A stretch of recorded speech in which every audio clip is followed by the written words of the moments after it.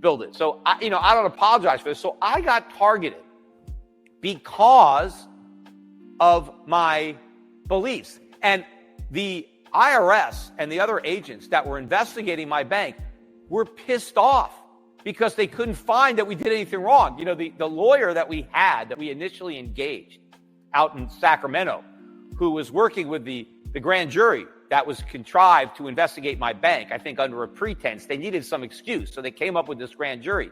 And, they were subpoenaing us. We kept giving them all these records, right? And so they're looking over hundreds and hundreds of thousands of documents. And the lawyers tell me they're getting pissed off because you guys are doing such a good job. Every time they start to investigate an account, the next thing you know, you've shut it down. Your bank has closed it. And it was frustrating because, we tied all these loose ends so quickly, there was nothing there. And so they were very frustrated that they couldn't find anything wrong, right? But why did they think there was something wrong to be found? Because everything they've said they've made up. I know from the 60 Minutes that they said, well, Peter Schiff, you advertised your bank to money launderers and tax evaders. No, we didn't. We never advertised it at all. In fact, my picture wasn't even on the website. It was there for the first couple of years. We took it off. Early on, we talked about secrecy, but then we got rid of it. We never marketed secrecy. These guys on 60 Minutes, they claimed as a fact in their, rebuttal, right? They said that we advertised, the Euro Pacific Bank advertised that you can open up an account in 1 minute. That's what they claim we advertised, 1 minute, and that there was no paperwork. It took 1 to 3 weeks to open an account if you could get it, because 75% of the people who applied never got approved.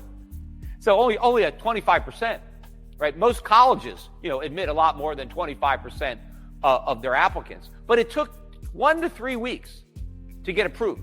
And they said that we didn't require documents. Not only did we require extensive documents, but they had to be notarized and they had to be certified. And you had a personal interview.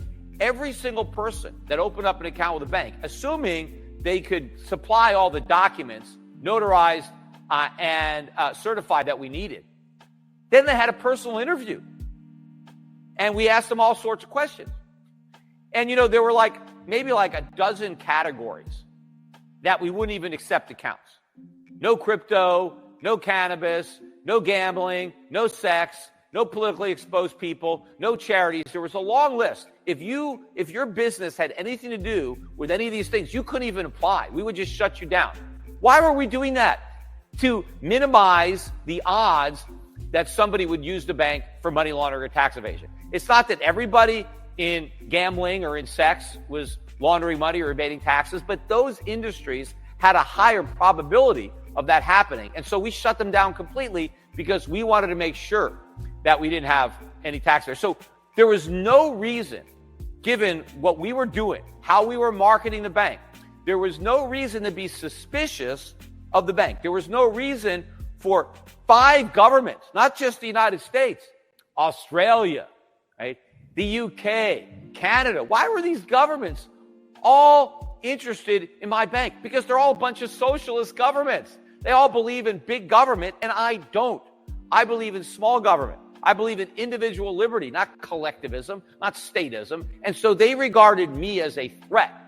And so they wanted to extinguish that threat by going after my bank because they have the ability to do it, because it's regulated, right? And the regulators can put you through the ringer. They can abuse their power to go after a political adversary, me, and to discredit my perspective, right? Because if they could have shown that I was a criminal, if they could have walked me away in handcuffs, that would be great. Hey, here's this guy. He said he was a free market libertarian, but look, he's just a con man. He's just a crook, right? Here he is going to jail, right?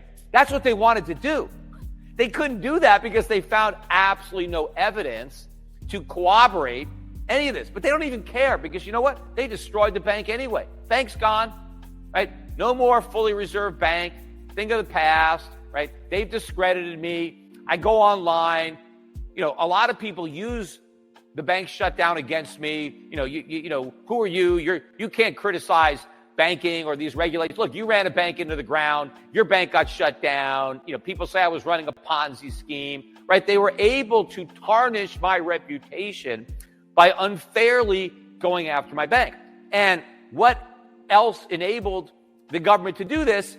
The media, the bias in the media. And the same thing happens. Look at the way the media is covering the Durham report or the whistleblowers. Same way. The same way they covered the allegations originally against Hillary Clinton or Hunter Biden, right? They're not reporting the news.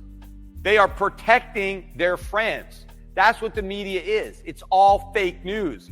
None of it is in the tradition of the Fourth Estate, where the media is the watchdog to help protect the people. The media is now there to protect the government from the people, to prevent the people from uncovering the truth of government and to allow the government to get away with breaking the law. And again, the best example that I know is what I have experienced and what I continue to experience in my actual life that I can talk about. Because again, right, when 60 Minutes came out and falsely accused me of using my bank, right, to help organized criminals launder money and evade taxes, right? I was working with the lowest of the low, right? The drug traffickers, right? Like the mafia, right? Organized criminals, right? Gangsters, right? Those were my buddies, right? I had no scruples. I had no morals, right? I just wanted to make a buck. And I was helping all these criminals perpetuate their crimes and get away with it, right? So when they accuse me of this, there's all these articles written about it. When they finally have to admit in court after 2 years of denial that they had no evidence at all, that I did anything wrong, and they made these allegations with nothing to back it up. There's been 2 articles about it, both of them in Australia, right? No articles outside of Australia. Hell, the New York Times wrote a story, right, about the false allegations. Crickets from the Times now, when the allegations turned out to have been completely false. They had no problem in alerting everybody that the allegations have been made. But they feel no obligation to let their readers know, oh, by the way, it turned out that they were completely false, that the news organization in Australia that made those allegations just made them up, and they had no proof. So you got these 2 newspapers in Australia, and you can't even get them on the internet because they're behind a paywall. How many people subscribe to Lawyerly, right? Who the hell? I'm sure hardly anybody in Australia reads Lawyerly. That's one of them. And then there's one other tiny newspaper in Australia, like the Daily Australian. And it's behind a paywall. None of the major publications, even in Australia, are reporting that this major company just completely made up a story, lied about it. I get nothing in the media, and of course, nothing outside of Australia, nothing in the UK, nothing in Canada, nothing anywhere.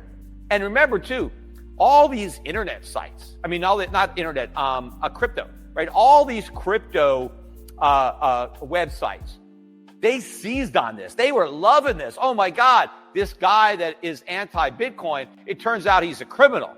He's helping criminals launder money, and they use that to discredit me and my negative views on Bitcoin. It was all over the place. These guys were dancing a jig, right, because of this.